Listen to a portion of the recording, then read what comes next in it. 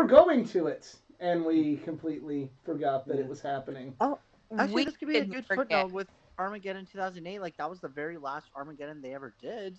Because I don't know why. I thought it was a great pay per view setup they had. Uh, Mini. Well, it rebranded as tables, ladders, and chairs because Oh my. cool. Yeah. Mm. All right. Hello, Mm. everyone, and welcome to this week's edition of the Just Us Marks Wrestling Recap Show. I am the Athletic Geek, joined on the other end of the tin cannon string by CJ T Mall Zero Yo. and Easy. Hello, everyone. Just a heads up, this is my last live stream ever at the age of 26. Next week, I'm going to be 27. 27. That is the lucky spot in the Royal Rumble. They say. Cool.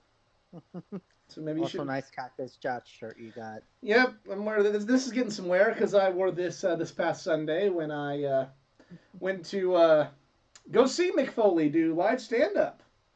Me and CJ. Yep. Yeah. I wanted to see him in Cleveland, but I was busy. Well, Also, tickets were expensive. I mean, yeah, I wanted the VIP package. yeah. But I got this for $20. You could get this Sacco and this signed by all three faces of Foley autograph. So that's the $20 for both of these. That is a bargain at any price. And Yep. yep. And I also got this signed.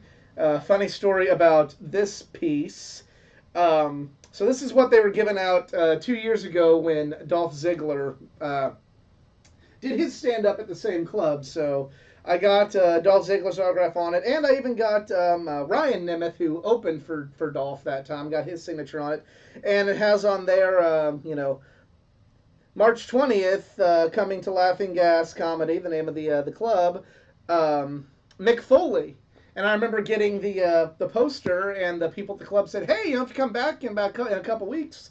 You can also get Mick Foley to sign it." And COVID happened, and it took 2 years to get Mick Foley back, but he finally did sign it. So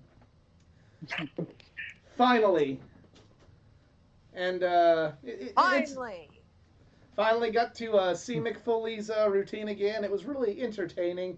Mick Foley is an awesome guy, and yeah. It's funny. I knew him first from a TV show from the American version of Robot Wars. He hosted Robot Wars Extreme Warriors. I knew him for hosting that show before I even knew he was a wrestler. I remember him hosting that, and then I remember one time turning it on and Actually, randomly it was no longer him, it was China hosting it. I'm like, what happened? when the hell did China host it? It was, I think, like, I don't even, I think What? I think like they brought the British, they like aired British episodes with China as like the in the doing Craig the Charles host. would be the host of the British version. I've always known I'm Mick Foley serious. as the American. I'm serious, yeah. Like it was the British one, but then like instead of having the British host, they just put China there because this was 2001 and China was still very popular. Ray's in the house, SCU. I don't remember that. Okay. Oh, Alex. hey, Ray, I'm going to be in the SCU area next week. So SCU later. All right. Anyway, if you've never seen the show before, this is the Just Us Marks Wrestling Recap Show. I met CJ locally. I met EZ at All In Starcast. If Nick shows up, we went to high school together. We love wrestling. We love talking wrestling. We love sharing our love of pro wrestling with each and every one of you out there. However, just like each and every one of you out there, we are just fans. Our opinions are that of any other fan. We avoid insider terms because at the end of the day, we're not insiders. We're not wrestlers. We's just a bunch of mocks. And so a lot of stuff kind of happened this week, and but most importantly, there was a certain potential wrestler of the year, best wrestler in the world, who's gotten a rebranding. Well, time to start drinking. Yeah, hey, we finally driven easy to drink. Yeah, no, I have ginger ale. Not happening. Um, At I least it's ale in this, but it's not alcohol. I'm just gonna say this. I don't like it. There was nothing wrong with the current name. I am vehemently against what they did and making that change. I really wish Nick could have made it because I know that's probably like other than Roderick Strong, his favorite wrestler right now. But I know somebody else who's other than maybe one or two other people, it might be their favorite wrestler.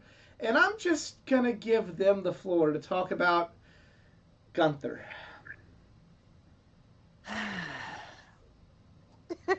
Well, I'll start.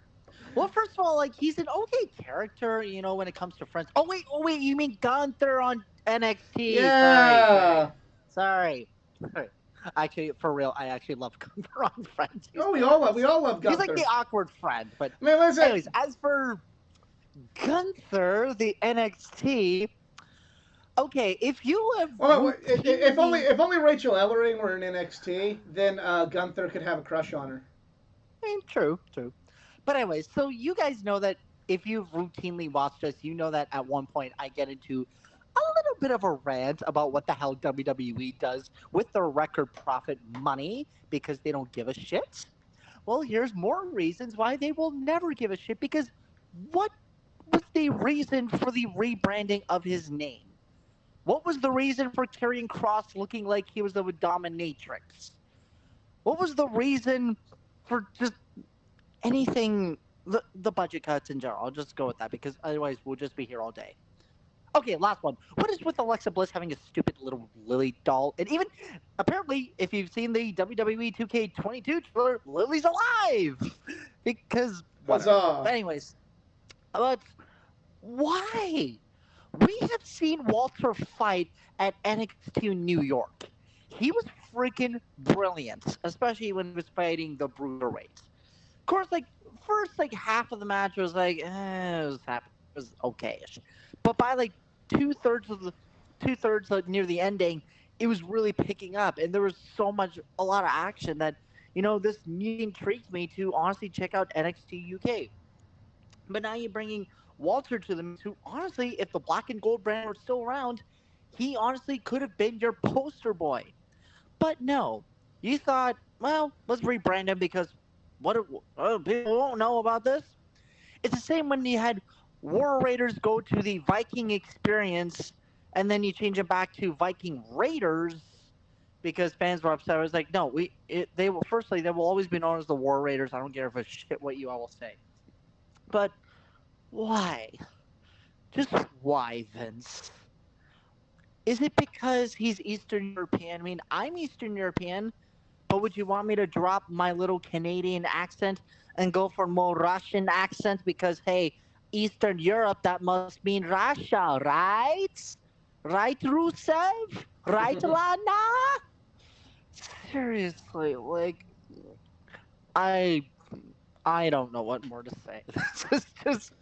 The more I talk, the more I'm going to lose brain cells, and I won't even be able to talk about what happened on Dynamite. Yeah. Or the fact that I'm going to be going to AEW Chicago, because for those going to Beach Break next week, well, I got 2 words for ya. Have fun! You! Yeah, the 2 words are have fun, because you're seeing a hell of a show. But, CJ, I know... on my birthday, no less. I'll be in the other side of the country. Well, at least on the bright side, I'll be going to a Dr. Phil taping. I'll have fun with that. Oh boy. Oh God, that's a downgrade. I feel sorry for you now. CJ, hey, I know. I like him. Okay, shut up. He's awesome. CJ, I know Walter's probably one of your favorites. We are talking about Gunther, Miss Ace. I know Walter is one of your all-time favorites. So, from your perspective, we're talking about Gunther on Friends. Just letting you know. What's your perspective? Because if anybody in this whole fandom community has legit reason to be livid with this, it'd probably be you and Nick, probably close to the top of that list. And Nick's unable to make it right now, so the floor is yours. Who are massive Walter fans, but also German? Is that the link? I was just saying massive Walter fans. Even though Walter is... hey, are you German? I am, actually. Oh. I have the most English surname on the planet, but I am actually pretty fairly German.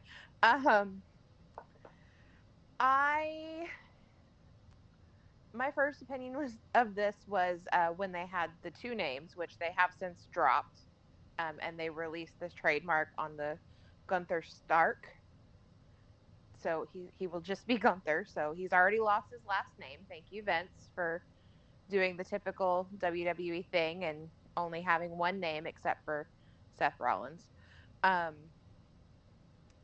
So at least there's that. He's not going to be a Nazi, and that's good because that made me cringe a little bit. I don't understand why they had to change his name, but at this point I'm not surprised because who goes in there with anything remotely close to the name that they had? Who WWE always has to rebrand people. That they just do. They can't let people come in with the same name and the same like associations that we had of them from that wrestling business. Right.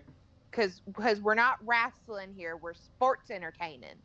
And I know he was Walter on NXT UK. He's been in the Rumble. He has been on SmackDown once or twice, I believe.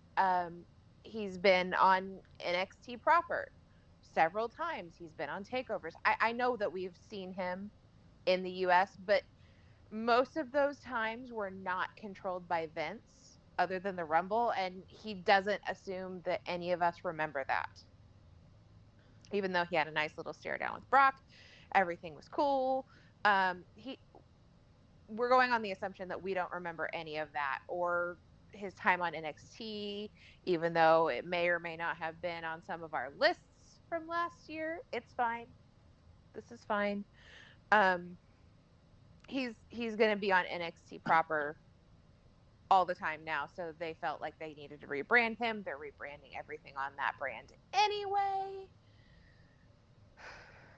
It was dumb, but in the grand scheme of dumbness, this is going to be minuscule. Well, he's about to get ruined, so I guess it really don't ruin the legend of Walter. Ruin Gunther. That's fine. Yeah. That's fine. Gunther can be. No, you were saying? No, I'm just saying, like Gunther can be a total idiot. Like that's what's going to happen because he can't. Interesting that like Walter's Austrian. Yeah. Are they like trying to give him like a German background, like what they did with with Rusev? Is like, oh, if you're from Bulgaria, but nobody knows where that is, so we'll say you're from Russia. Well, a part of me just kind of thinks that because Austrians usually get confused for Germans anyway. But there was this one guy almost 100 years ago who was actually Austrian that came to Germany and he did some things. I don't know if you've ever heard of him. His name was Hitler. So I was, especially when they put the name that they did on Walter, I was a little bit nervous that that's where they were going. But it looks like they got a history lesson, so they're gonna just drop that. A little too controversial. Probably a good thing.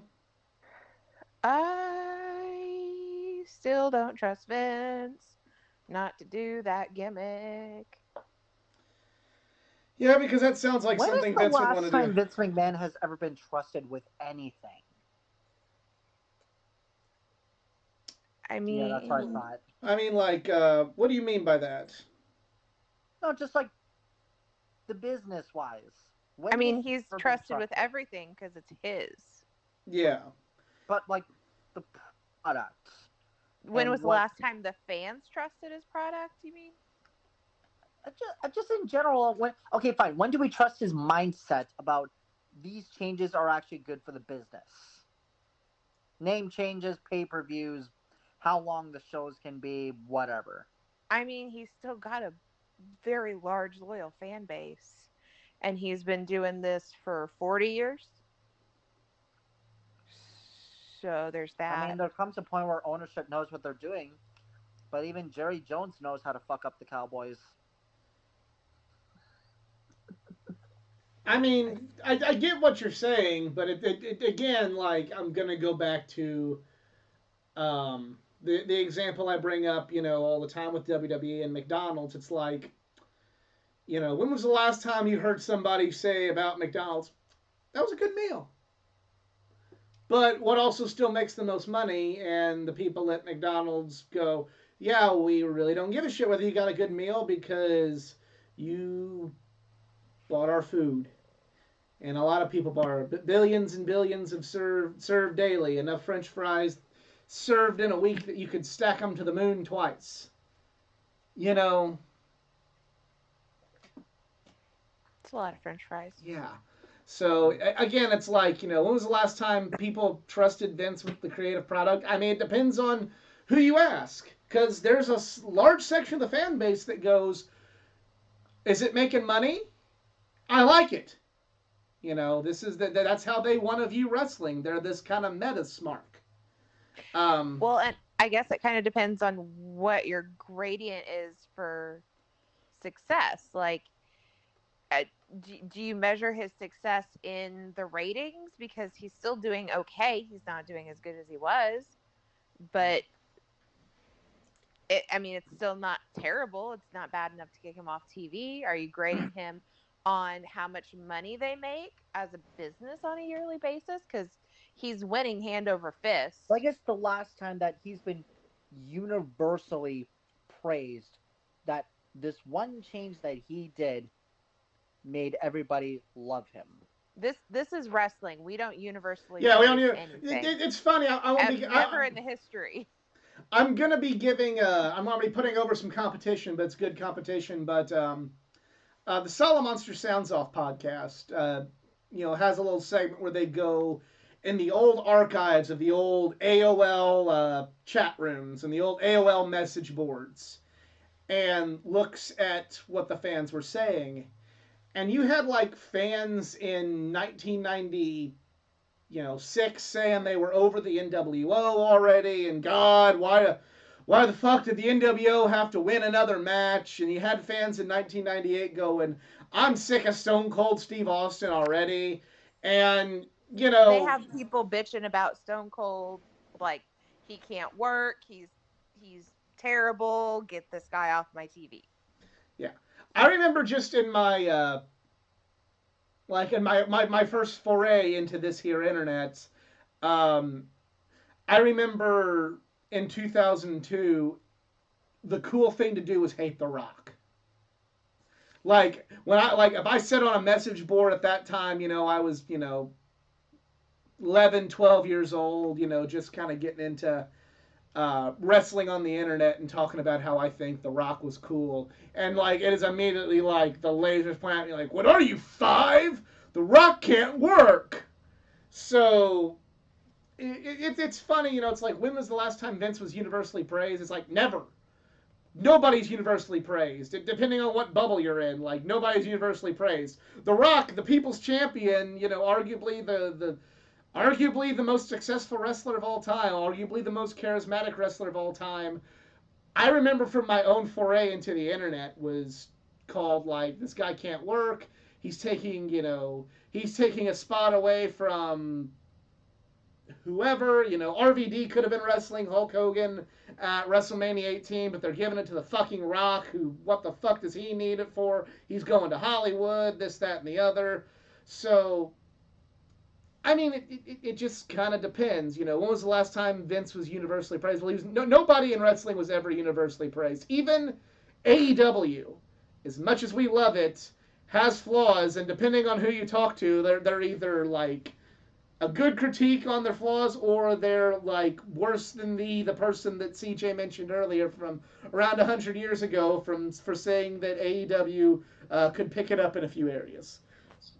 Nothing in wrestling will ever be universally praised, but if I were to guess when Vince wasn't just, like, hated, at least in, not universally hated, and probably more people were enjoying his ideas than weren't enjoying his ideas, I would probably venture to say 99, 2000. Maybe. Because that was when, like, To me, I mean, like I said, this is a personal bias, but 99 2000, it was the Attitude Era, but it was also around the time that Vince started. He signed Benoit and Guerrero and Malenko, and Jericho was in the company. Kurt Angle was coming into his own. So while he had the personalities and the characters, he also had some damn good wrestling going on then, as well. I mean, you also have the tag division was great with Edge and Christian, the Hardy Boys, the Dudley Boys, um, things of that nature. So you kind of had like the best of both. Like that was kind of the time period where you had the Attitude Era, so you had like kind of that edginess, and you had the personalities like Stone Cold and Rock and Kane and Undertaker and things like that. You had DX, but then you also had, like I said, your Benoit's, your Malenkos, your Guerreros, Jericho. Chris Jericho, and Chris Benoit at SummerSlam having 2 out of 3 Falls matches, and Chris Jericho and Kurt Angle, and so, and then you look at the other 2 big wrestling promotions at that time. WCW got a big old dose of Vince Russo, and the WCW loyalists weren't having it, and neither were the casual fans who would switch to WCW. We weren't digging. I wasn't even on the internet, and I could tell you that, like, okay, WCW is not as good as it once was, and I didn't even know what anything was on the internet except for, go to WWF.com to watch some videos from old pay-per-views. And ECW, I don't want to say it was bad, but this was after Vince kind of went mainstream with most of their ideas of attitudes. So whenever they finally went mainstream and had national TV, a lot of people, myself included, who didn't experience ECW when they were Attitude before Attitude, and we'd already seen fucked up shit on things like Raw, like we having crucifixions on Raw and scantily clad women on Raw and blood and hardcore matches and things like that. With a big budget on WWF, I'd watch ECW and just think like, okay, yeah, I saw that on Raw. That wasn't the right, I mean, like, that wasn't right, but, for a, 8, 9, 10, 11-year-old kid who's just seeing this for the first time, after seeing the Attitude Era, like, it's just kind of like, okay, big deal that they're hitting each other with chairs. I just saw, I saw a hardcore title match on, not, that was the mentality of a kid who'd seen the Attitude Era. So I'd say that could be the last time you trusted Vince, but there was like spurts of other things. This wasn't necessarily Vince, but like I can recall 2002, 2003, 2004 on SmackDown was just like, up until about when JBL won the title, like SmackDown was the holy grail of wrestling, like on, before, I'd say other than the people that could afford the ROH DVDs or buy the weekly TNA pay-per-views, like SmackDown with, again, Angle, Guerrero, Lesnar, Benoit, Edge, Eddie. That was where it was at. Rey Mysterio. That was pretty well where that was at. And then,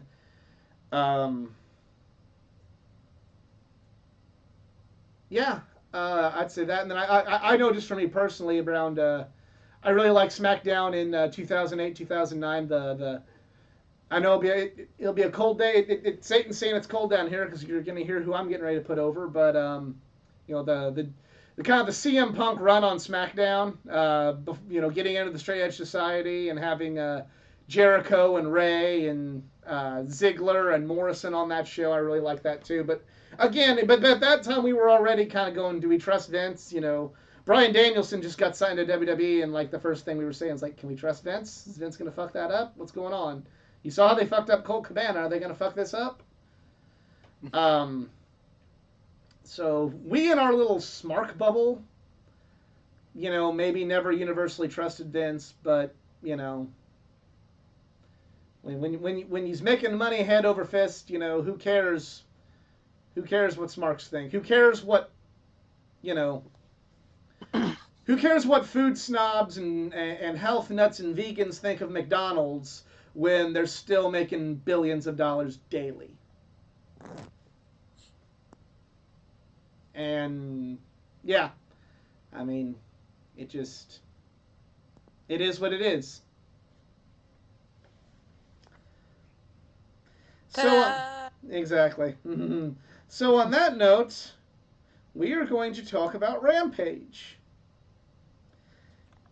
And the first match was Trent Beretta versus Adam Cole. And this was a fun match. But kind of your standard match. I didn't actually think at any point in time during that match Trent had a chance to win. I'm sorry. What did everybody else think? And I thought it was a pretty good, fun match, and especially the rivalry between best friends and the Elite it's been entertaining. Like, it's not like awe-inspiring, greatest rivalry ever. Like, this is just, it's a fun rivalry, so I like it. So. Okay. I mean, I'm okay with it. Like I said before, it gets Orange Cassidy away from Matt Hardy and doing all that stuff. It is. We'll kind of touch on it later how I felt about the new addition to the feud. But as far as like Adam Cole goes, this is fine. This is a fine level for him, and having fun matches with the best friends and stuff like that. That's fine. That's peachy. Do this. Okay. Yeah, like I said, it wasn't bad, but I'm just not. I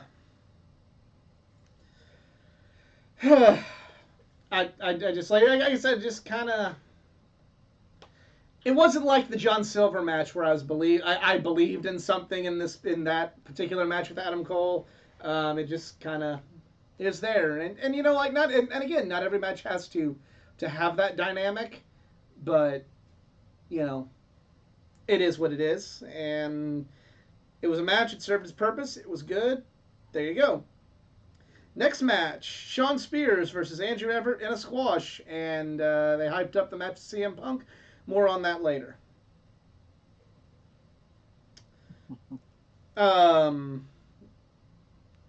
Next match is a trios match. Chris Statlander, Red Velvet, and Layla Hirsch versus Nyla Rose, Penelope Ford, and the Bunny.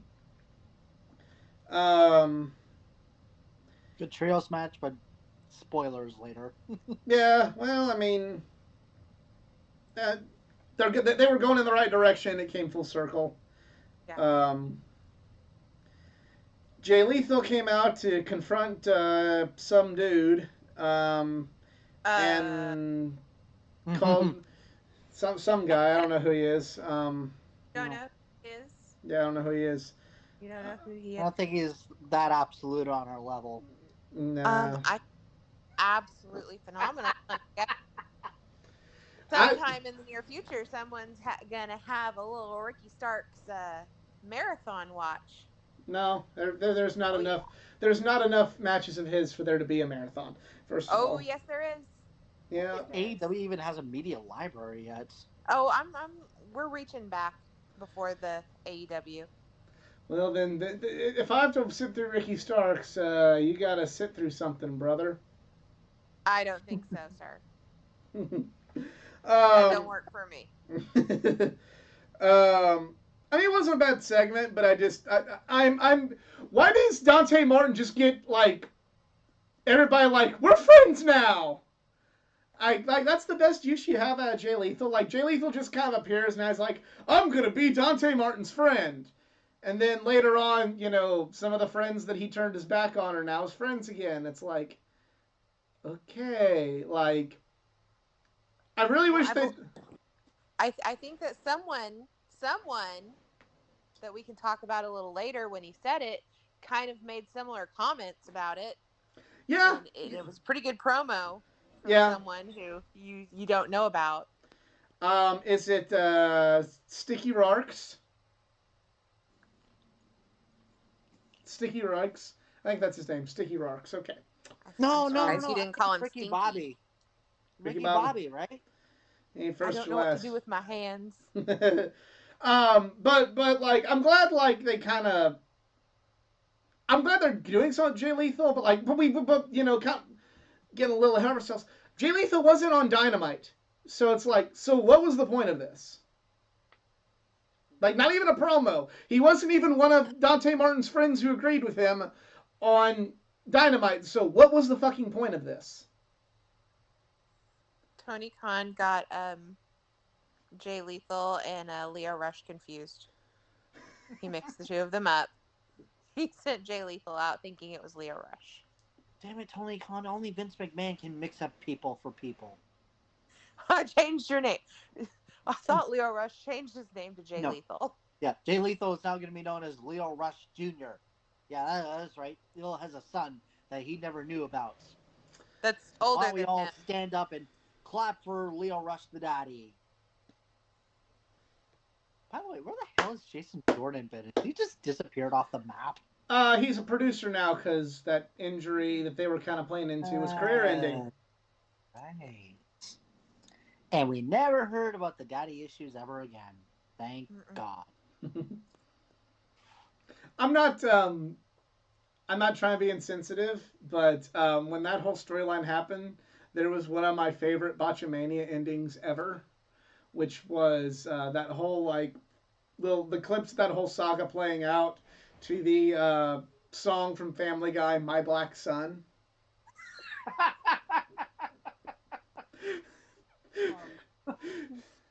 And this is how we get canceled.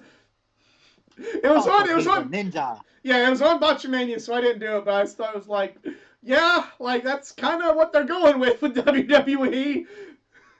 That's kind of what they're doing. At least it was better than the little guessing game with all the superstars around the ring and some guys giving clues as to who is the bastard son of Vince McMahon. And it turns out to be Hornswoggle. Okay. And, there was also with Triple H still in the ring, some implied incest there that was just riveting entertainment. Riveting. Really likes the incest. I know a friend of mine at we had a house show. See, this is when CJ and I were unknowingly in the same place at once before we knew each other. They had a house show in Carbondale, Illinois, and they had the Vince DVD for sale there. So his brother picked it up thinking, I don't have this one. And they watched it and they interviewed Stephanie about about some of the weird things Vince did, and Vince came to Stephanie and said, "How about we do an incest angle, me and you?" And Stephanie's like, "Dad, no."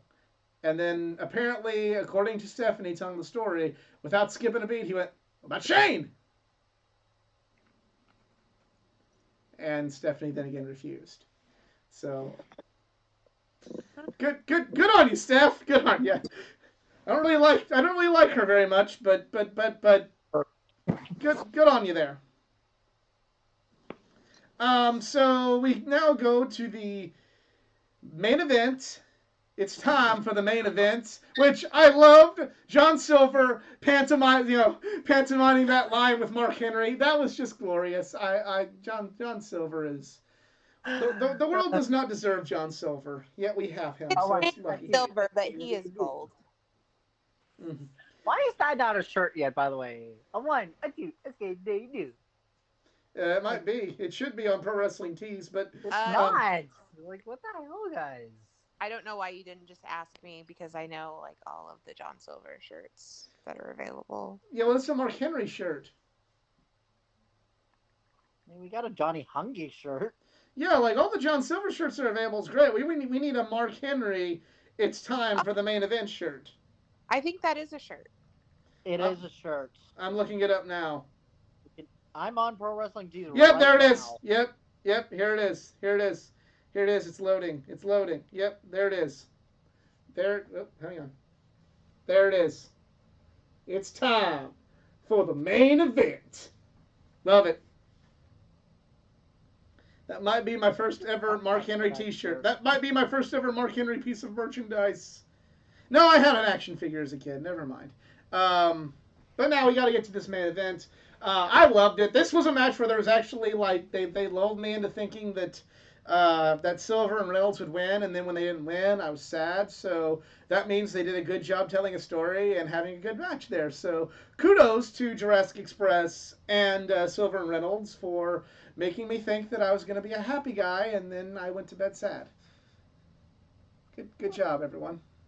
But a good competitive match and more exposure for John Silver.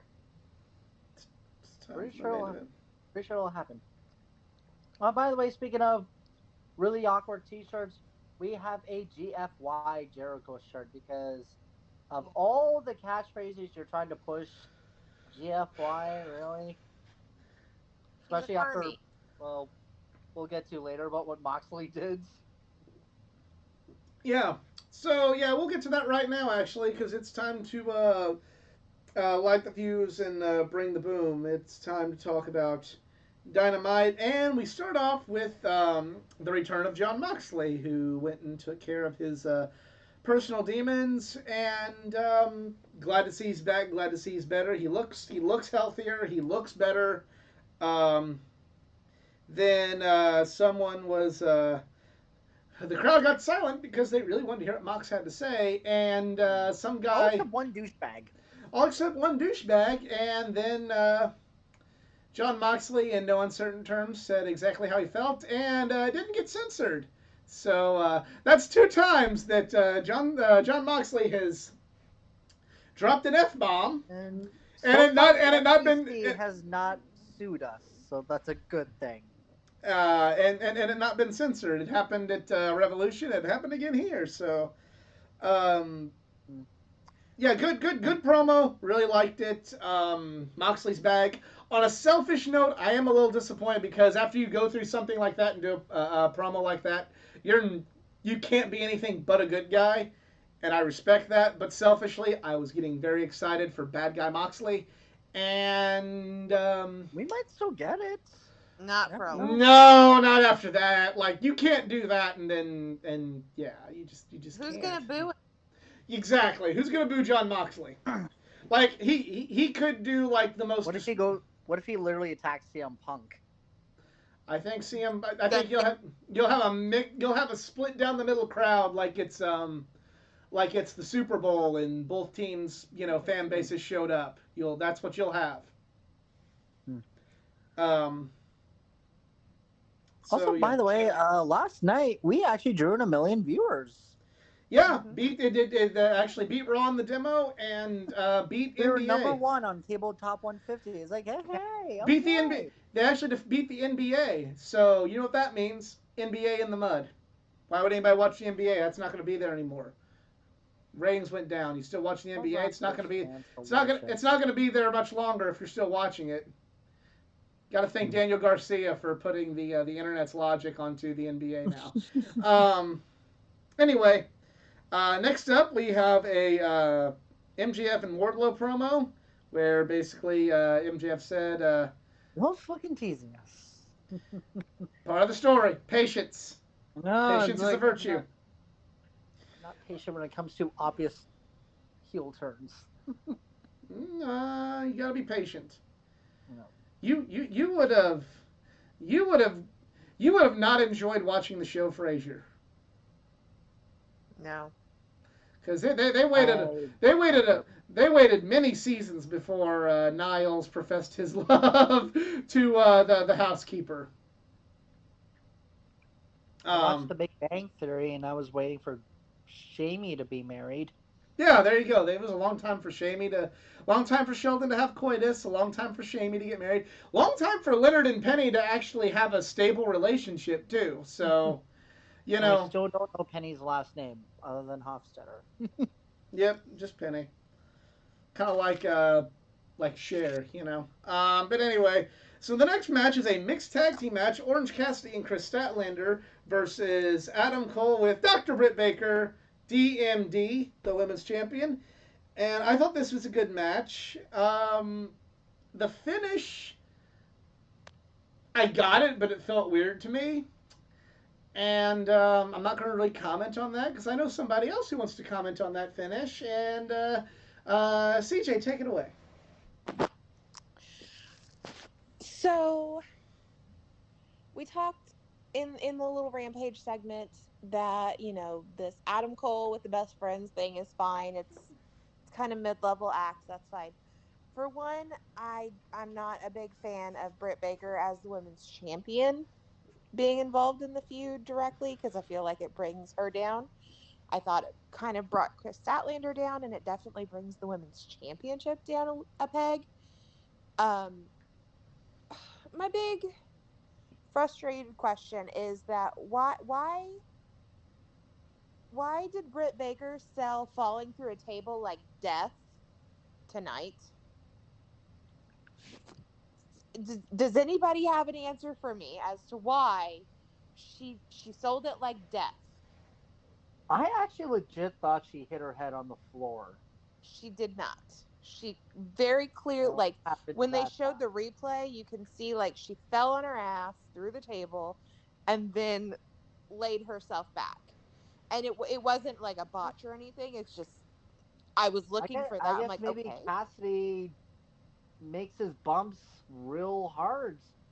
Just like that foot war he had with Baker, which I was laughing so hard at that. It's like, yes, we have Cassidy versus Baker fighting. The match of the year is right there. Orange Cassidy and Britt Baker. So like so if a dude pushes you through a table as a woman, you're dead? Because she definitely just had like last year a lights out death match in which she went through tables and thumbtacks and God only knows what else and still fought through the match just fine and stood on her own 2 feet at the end of it. And at the end of all this, they even reminded us with Adam Cole's promo, oh, the last lights out match we had was Britt Baker and Thunder Rosa last year. Like, yeah, in which she went through all that crap and didn't freaking die. So why, like, you're taking me out of my disbelief when because a man pushes a woman through the table, she's dead. Like that frustrates me. Maybe they wanted Adam Cole to look like a superhero. They wanted a reason for Adam Cole to get really, really pissed off. Just make him go complete Vision on Orange Cassidy to save his Wanda. So so to me that Adam Cole is the Wanda in this relationship. Yes, let's be honest here. To me that just makes. I don't know. That brings Britt Baker down. Britt Baker was a Wrestler of the Year contender, and now like you have her. And I get that they're a real couple, and and I'm not somebody who thinks that just in all instances like this, it has to be changed or anything, to where I'm not saying like you couldn't do something like this to further the storyline, but I am saying like not with Britt Baker. You know what I mean? Not with Britt Baker. Not with like all these like women that have like proved they're like really they've got earned like kind of their hardcore stripes. Like that don't do that. Now if this would have happened like in a mixed tag match, like let's say Lana comes in with Miro and it happens with her, then it makes sense. She's not like had a lights out match or a street fight or anything like that. If they have, I'm trying to think of like other women that maybe haven't quite earned this level of, at least in terms of the hardcore yet. Because there's not really a lot of them in AEW, to be perfectly honest. Rio? Yeah, maybe a Rio. Because she hasn't really had that. Well, and you could have just picked like a different spot. Like maybe Britt's coming after Orange Cassidy and she runs face first into the pole. Like into the ring post. The only thing I can think of that could have maybe worked, but you would have been treading on some iffy ground, is like, let's say, like he's going for the orange punch and Adam Cole moves and he punches Britt. Because then she's not like she's She's selling a finishing. She's selling a devastating finishing move that hurts whether a man or a woman takes it. But on the flip side of that, then you have man-on-woman violence on your television show, and that does not go over well. Ever. So, which is why we stuck to the traditional women fight the women, men fight the men rules in this match. So it's kind of go ahead, finish your point, because well, I mean, if this was going to like, oh, this is the only way we could do the match, then don't do the match. Yeah, figure out something else, because to me, like, all you've done is bring Britt Baker down. You didn't bring Adam Cole and Orange Cassidy up, or even Chris Statlander for that matter. You didn't bring anybody up. You just brought Britt Baker down. You could have booked this match in a way with Statlander and Baker to bring the boys up to their level. Because, I'm going there. The women are higher up on this than they are. Those two women have the potential to main event pay-per-views, and right now Adam Cole and Orange Cassidy do not. So the women are in a more prevalent position, and I don't care who gets pissed off at that. You could have booked this match to where the women elevated the men in the match, not the other way around. It didn't get booked right, and the finish was a big part of that. Mm-hmm. Easy? You got anything you want to add? Not really. I just love the tag match. I mean, I do like they are. Later on the show, they did announce there's going to be a lights out match next week with Orange and Cole. This could be good because Orange has been taking a lot of losses to Adam Cole. This could be a good way for Orange to get something to win and get. This is Adam Cole's first loss. Well, I can see that. I'd say if you want to do it correctly, yes, this is Adam Cole's first loss. But since it's a lights out match, it doesn't count. So Orange can get his win, at least in the eye, get some revenge in the eyes of the fans. Cole can take a loss, but then he can, being the baddie he is, can go, that was a lights out bullshit, nothing happening match. So phooey on all of you. Obviously, he'll do it much better than that, but still. So yeah, they'll definitely have like a proper I wouldn't necessarily say like another hardcore match, but they could definitely have like a great pay-per-view match at Revolution. I'm over it. Let's go. Let's get this lights out match done. Let's make it. Let's do it correctly, where Adam Cole doesn't fucking win again, and he can. A lights out match is the blow off to the feud. Yeah. You don't go back to a normal match after a hardcore match. This is like fucking let Orange Cassidy get his exhibition lights out win. Let's get Adam Cole possibly challenging Cody and or Sammy, getting a little bit ahead of myself, here in the future, and let's move on. Let's move on from this. I'm not saying it's not in the Hardy family office area of bad for Orange Cassidy, but it to me it's. It doesn't need to overstay its welcome. Its Best Buy date is approaching, and unlike, how some items are still good for a couple days after the Best Buy date, this one isn't. Let's get it done. Yes. Chris Jericho, Santana, and Ortiz. Santana Ortiz basically said, we love Eddie Kingston, and you don't have our back. I think we're setting up for the explosion of the Inner Circle. I'm thinking we might see Kingston and Proud and Powerful versus Sammy Hagar and Chris Jericho. I'd really like to see that. So there we go. Yeah. Reunite the LAX. I'd rather have Eddie Kingston there than Conan, but yeah, sure. Just rebirth. Just give it new meaning, new life. Or just call it something different. Don't call it LAX. Oh, you mean like changing the name? Yeah. Like call them Proud. LAXX? Like call them Proud and Powerful or something. Return of the Latino World Heat or World Order. No. I don't know why. I thought Latino Heat at the same time. I mean, Eddie was God damn it, Eddie. Eddie was in the LWO, but like let's I know, let's I not know. do that. Next up, CM Punk versus Shawn Spears. Ooh, I'm gonna Did that love talking happen? I about missed this. that. Yeah, okay, first of all, I'm going to say this for the record before people accuse me of being a player hater again. There was nothing wrong with this match happening this way. Shawn Spears is in the position where he can take something like that. That's his role in AEW. It's not a bad call to do something like this. To get to MJF, to get to Shawn Spears, it's perfectly fine. I'm not upset about it. I'm not going to say that CM Punk buried him, even though he kind of did. I'm not going to like get all up in arms about that. That's not the time for that. This was written well, and I'm okay with that.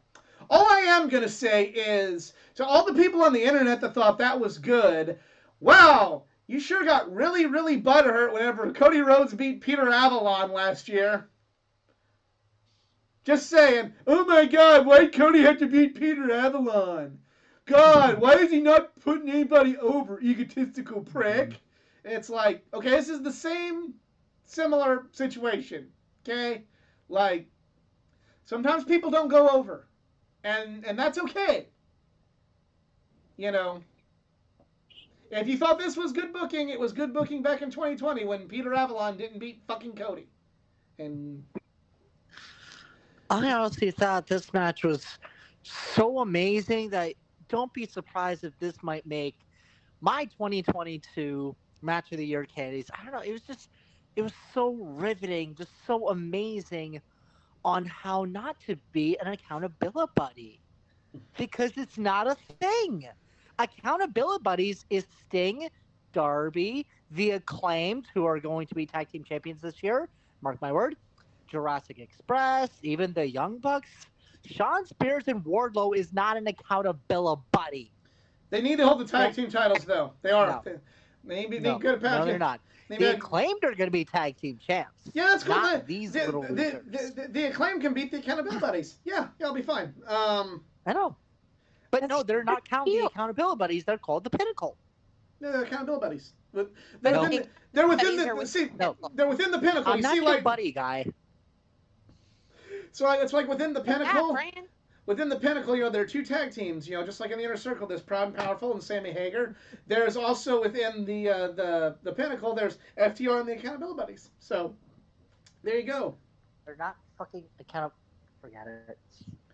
I'm just going to celebrate so gratefully when that will finally not be a thing anymore. No, Wardlow just becomes on his own.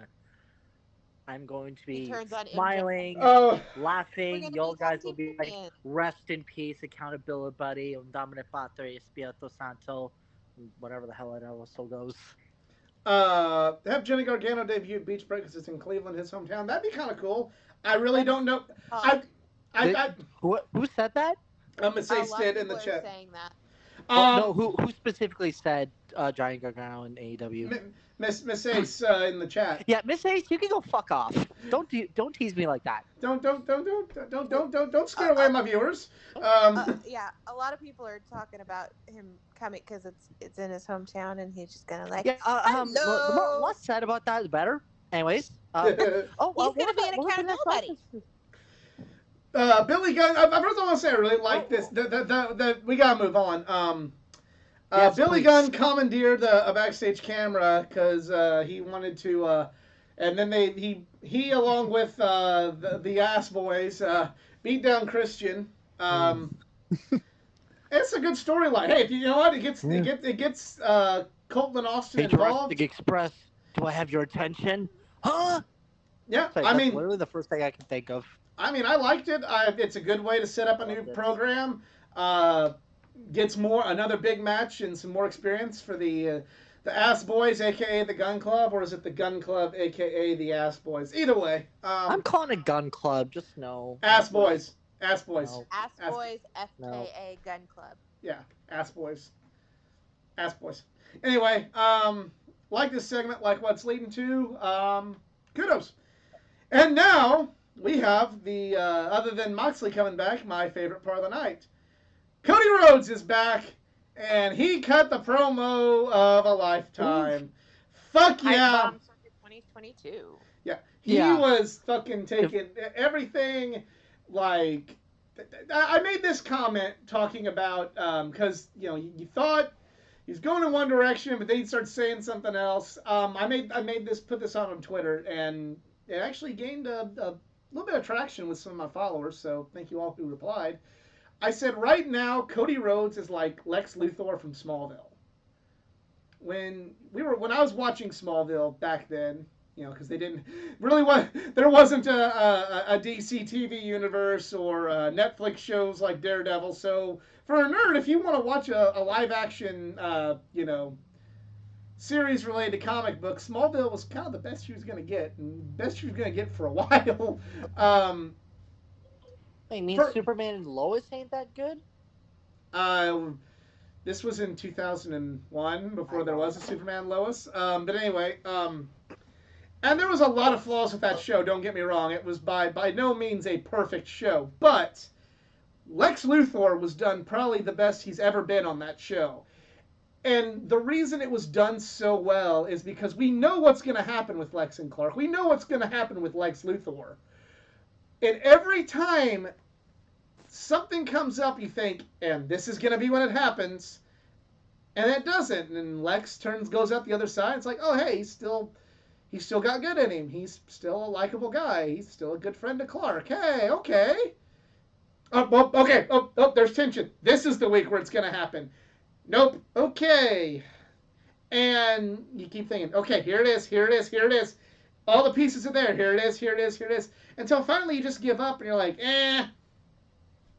guess it's not going to happen. And you think Lex is just going to be a good guy in this series. Then BAM!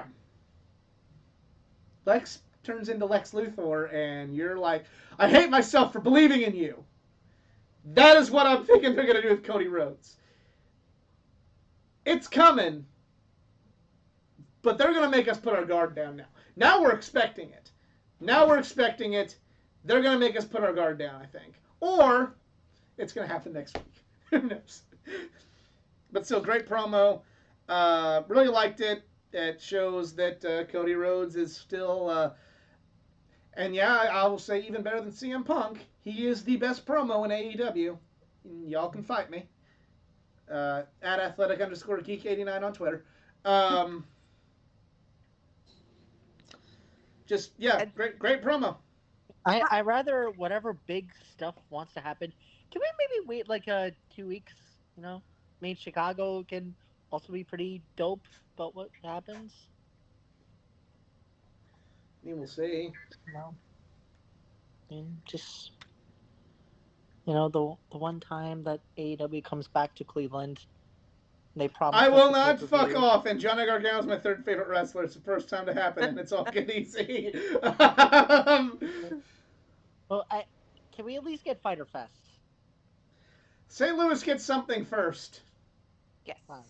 Okay, fine. You get Fyter Fest. We can get Full Gear. No, we get Fyter Fest and Full Gear. We got fucked. We got royally fucked.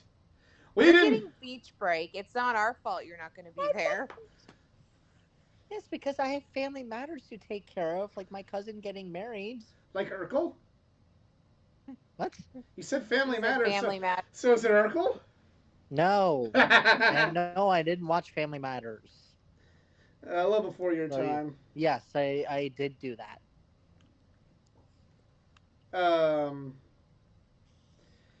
But hey, at least I'll be getting my CM Punk ice cream bar. If they're not bad. If they still have them, they're not bad. Are they $7 worth of good? I'm not sure, but like I'd pay $4 for one. Let's see if they're cheaper at Wintrust.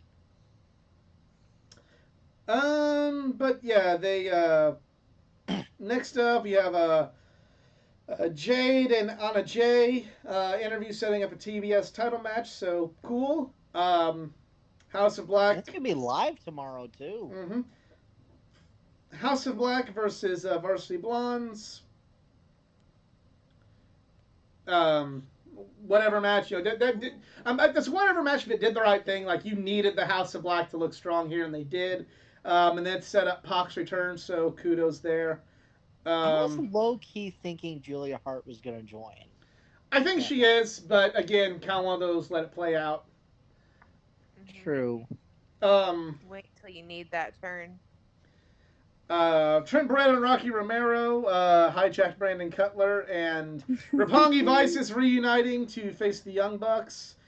Um, Next up, we have Archer versus Frankie Kazarian. This wasn't a bad match, but I really wish that they would have explained more about why Lance Archer's with Dan Lambert, seeing as how Lance Archer attacked Dan Lambert not that long ago.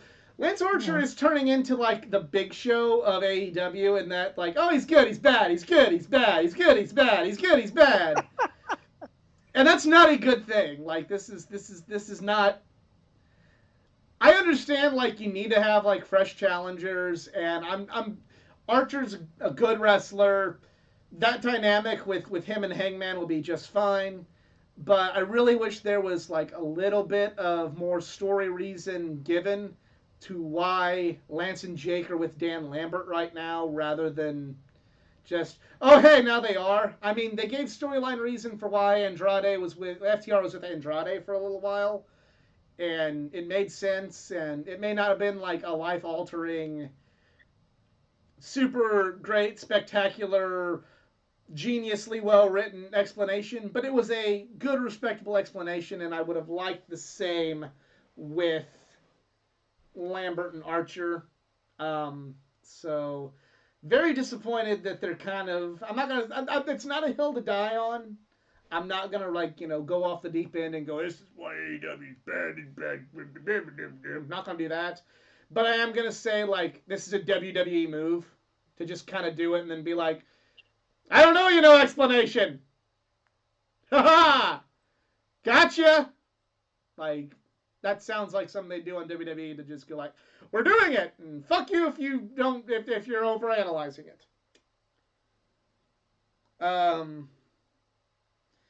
Then after this, Dante Martin, Matt Sydal, and Lee Mortari with Moriarty. whatever. I can't never pronounce his name. Basically, Dante is back with the person that he left and turned on to join Lio Rush, who was supposed to be bad, but then he turned good because Dante Martin left him to join Team Taz. But then when he leaves Team Taz is still the good guys. I don't like it. Like, I don't.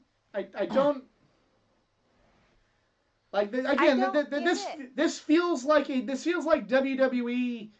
Feels very WWE written, and I know no promotion ever bats 1,000, but this is not. Again, not a hill to die on. Not saying that AEW's,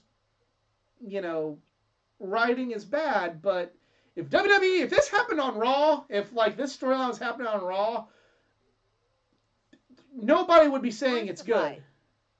Crucified. And yes, and before I get and I already know what excuse I'm gonna hear, so I'm gonna say it now to null and void your excuse. Yes, I know the wrestling is much better. I still want a good fucking storyline that makes fucking sense. I know that Dante Martin is a better wrestler than what you're gonna see mostly on Raw. That doesn't excuse bad writing. I do not give a fuck. And that is a broader hill I am willing to die on. So, yeah. Serena Deeb versus Sky Blue. Good showcase of Serena. Dan Lambert again with the Man of the Year. Ethan Page, Moxley on Rampage. Cool. Matt Hardy in the HFO with Andrade. And now they've merged. So now I give less of a fuck about Andrade because he's with HFO. I want to know. They laid out these things. Were like, oh yeah, Andrade is going to have 51%, and Matt Hardy is going to maintain 49% of the company, of the voting shares, the company, whatever you want to call it. But then there will be there will be 5 chairs on the board with him and Private Party, and then Andrade and his assistant. And I'm like, okay, so you just handed over your whole company to Andrade because it doesn't matter how many seats are on the board. That doesn't Is that matter. how NBC is gonna buy WWE? No.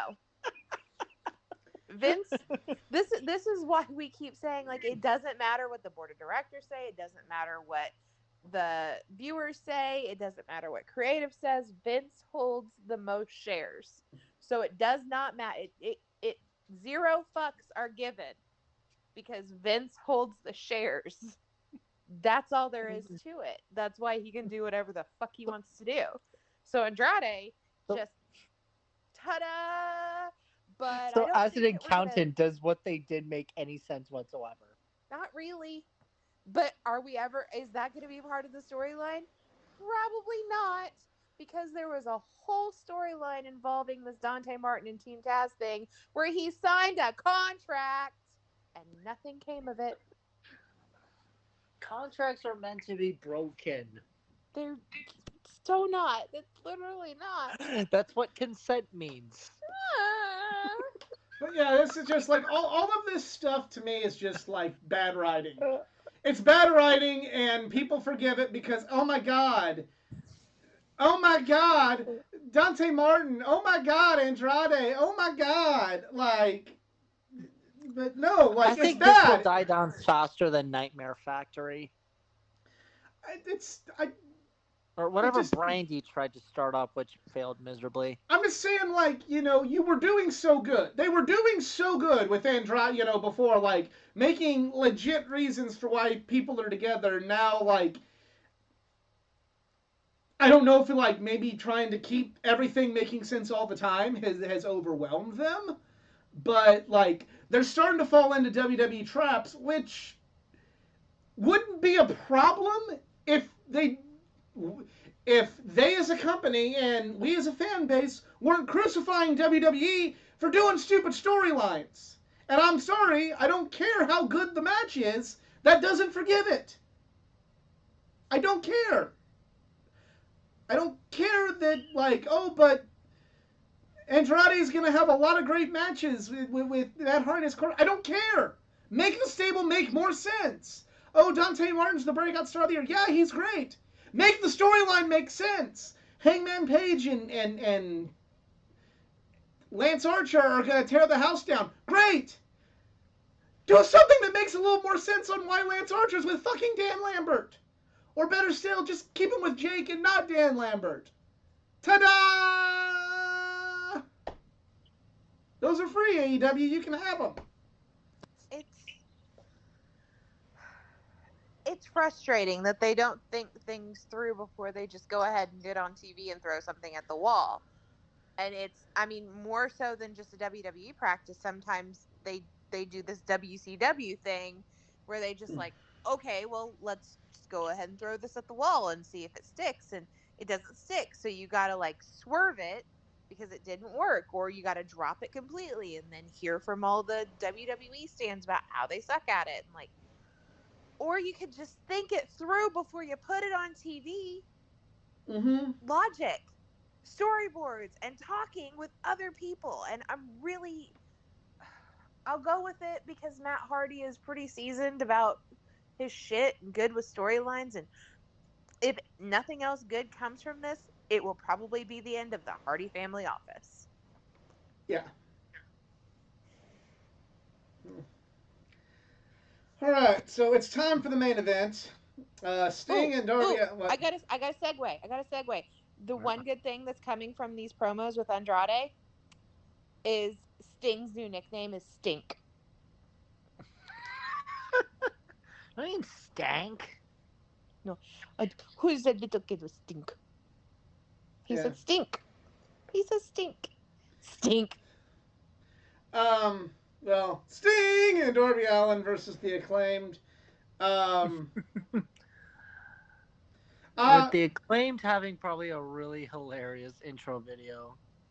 The intro video, I didn't really. I don't like that. I did like. I kind of did nothing for me, but I did like the Starrcade '97 reference. That was pretty cool. Is that when he got beat up by Hogan? I was trying to read up on that on Twitter. Basically, it was like they spent. Gather around, kids. I'm gonna tell you the Cliff Notes story of Crow Sting. So the NWO got a fake Sting, and the fake Sting was going around beating up like everybody, beating up the Horsemen and all like the other good guy wrestlers in WCW. Beat up Lex and Arn and Flair, and was beating up everybody. And they were getting ready to do War Games in 1996. It was going to be Hogan, Hall, Nash, and the Giant, Team NWO versus Team WCW, Sting, Luger, Arn, and Flair. And I think there's going to be like one more. There's supposed to be like one more person on each side. I think like Savage, or I can't remember.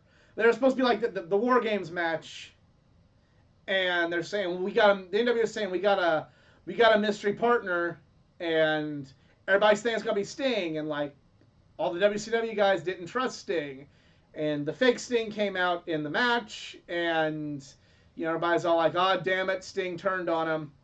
And then the real Sting came out for Team WCW, beat up everybody in the NWO, and pretty well took him out, and then just basically said, is that proof that I'm not on the NWO side?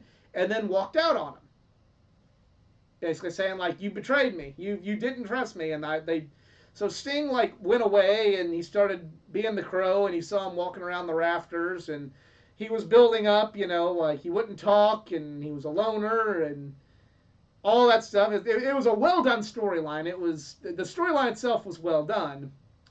And the whole thing was he wanted Hogan. He wanted to take the belt off Hogan. He wanted to get the belt away from the NWO. And they built it up that was in September 96, built up from September 96. He didn't speak, he didn't wrestle, all the way to December of 97. And did all that. The match was supposed to be... Nick Patrick was the corrupt NWO referee, and he was the referee for the match. And Hogan was supposed to hit the leg drop, and Nick Patrick was supposed to count fast.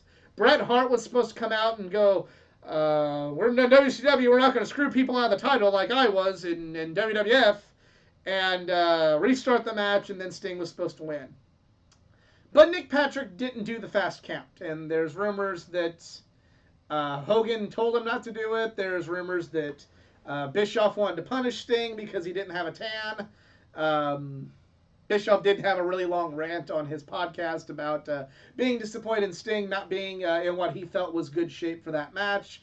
So it basically made the whole storyline and Sting look stupid because, he didn't get fast counted. He lost cleanly, fair and square, to Hulk Hogan, and Bret Hart came out and go, we're not going to screw people out of the title, and then Hulk Hogan ended up just looking more like a victim than Sting did. So, yeah. And Sting didn't look good there. So that's what happened at Starrcade 97. So this was a handicap match for a while. And I'm not sure how I feel about Sting taking all those bumps. I mean, this is a guy that just came back from having spinal stenosis.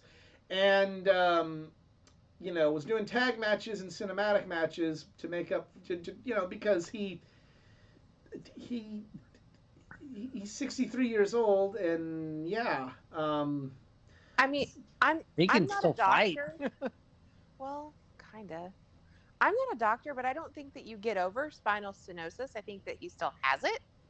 He can just it's not healed. It's just better. So he wrestles with it. And AEW is not quite as tough on the medical clearings as the WWE is or had been. But I was not a fan of that whole situation because it's either two guys beating up on a 60 some odd year old man that's essentially forever injured, or it's a 65-ish year old man beating two guys in their prime, and I don't think that works for anybody. And what's the benefit of elevating Sting? Because once again, he's old, he's a legend. You trot him out for the nostalgia. He's not a serious push. And taking Darby out of the match doesn't do anything for Darby, and it didn't do anything for the Acclaimed, I felt, either. I found it funny when Joe said I was there and I still don't know what happened. Good job keeping it kayfabe. Yeah, I guess so. I guess so. um, yeah, I mean, I did like how Darby did end up with the win, and I do think at the end of the day, since they kind of dominated Sting, and then Darby just kind of came out and it made him look stronger in the end, which, I don't have a problem with. But I agree, like, you kind of. It just makes me nervous seeing Sting do that. And I know, like, I kind of overrate my excitement, but I am happy that Sting is, like, looking much better than he did in the WWE. And if he's, finishing up his career, I'm going to like looking back at Sting this way than how he was made to look there. But I also don't want to see Sting taken out on a stretcher again. And I feel like you gotta scale a little bit back on the Stinger a little bit, or we're gonna be looking at another WWE situation. May not in terms of how he was treated poorly, but in terms of ending his career with an injury and very, very sadly and not triumphantly like they're trying to give to Sting. So that's all I got to say. Easy. Again, for me, the match was just a really enjoyable tag match, and I'm not just saying this because I met Max Caster last week, who is like a very down to earth person. But again, let's keep it in character here. Again, the Starter K97 shit, I just couldn't get over that. But I will say this for those going to AEW Beach Break next week. Again, fuck you, but be warned that he's got something planned out for his little roast about the city of Cleveland and its faults. I heard it at AIW, and it's really shady. But overall, like, does it have anything to do with being under construction since 1868? Unfortunately, no. But one certain baseball team that kind of had a name change over the last month, Gotcha. over the last few weeks. So let's just say it. We'll just put it that I don't want to give too many spoilers away because he did say his little rap at the show, and I was laughing so hard. But again, it was a great match. I don't know why I was low key like really hoping the Acclaimed would actually win this. Be like, wait a minute, this would be a big upset to be like, hey, listen, we're legit here. Y'all were laughing at us during the pandemic era because we looked like stupid rappers, but no, they're legit. Even I admit, like, I was not a fan of the Acclaim when they came out because it's like, oh great, we have wannabe rappers. Where have we seen that before? But no, actually, Max Caster can rap pretty well. So, but we'll see. I'm just wondering, what is Sting and Darby gonna do next about this? Because it's like, you gotta give them something. But we'll see. I don't know. Maybe I'm still just trying to understand the mindset that not every rivalry deserves a title shot in the end. But we'll see. We'll see. Maybe this rivalry will pick up a little bit later with Sting, Darby, and the Acclaimed. But who knows? I'm just still waiting for the Acclaimed to win their tag team championships. After the Accountability Buddies. Nope. All right, well, that is the show this week. I want to thank everybody for tuning in. There is one thing that's trending on Twitter. I don't know if this really should be a topic. It involves a certain bully that does a show on Sirius XM Radio. No. Let's not give him any more attention. All I'm going to say is Jon Moxley said everything that needed to be said. He owes nobody anything. Knows no fans or nobody else anything. He got what he needed, and that's all. And if you got a problem with that, yeah, we're just gonna end on that. We're not gonna give that clown any more post year 2000 relevancy. So thank you for tuning in. If you enjoyed, please give a like, share, subscribe for more content, not just from the world of pro wrestling, but from the world of comic books, gaming, anime, and all things geek culture. Check out the other videos. Collection Comic of the Week is back on a new day, Friday. And check out last week's, and that was got another one coming out tomorrow. Last week was Gambit #1, so check that out. And also check out this week's Geeking Out podcast, where my two My two colleagues here, well, they had their year-end awards, so good follow-up to the one that Nick and I did. So definitely check those out. I'm just going to give you a small spoiler. Tag Team of the Year is the Accountability Buddies all around. Anyway. But follow me on my social media pages, facebook.com/athleticgeek89, Twitter athletic_geek89, Instagram athleticgeek89, and if you'd like to help this channel financially, I'm on Patreon, patreon.com/athleticgeek89. Y'all have social medias to promote? Ladies first. On the Twitter at CJTMall0. All right. It's easy. On the Twitter at Eric Zarnes, ErikZarins. And I have been on a long stop journey for us to finally get some sponsors for Just Us Marks. I think I got something interesting now. What we got? Jungle Boys Safari Adventures. All right. We're at our park, non-stop Tarzan boy, and you get a meet and greet with a real-life dinosaur that's got a master's degree. Unfortunately, due to the ongoing circumstances of the COVID-19 pandemic, the park has shut down. Fuck. So hey, we're not getting invites. Sorry. But I do gotta. Hey, since you bring that up, I'm gonna say this. With the meet and greet with the dinosaur, maybe they could do an autograph a little bit better than this. I'm just saying. That was a lot of money for that. That was a lot of money for that scribble. And that scribble. Marco did okay. But that was a lot of scribbles. All right. So next week, it is the, we are actually going to talk a little WWE because it is the Royal Rumble.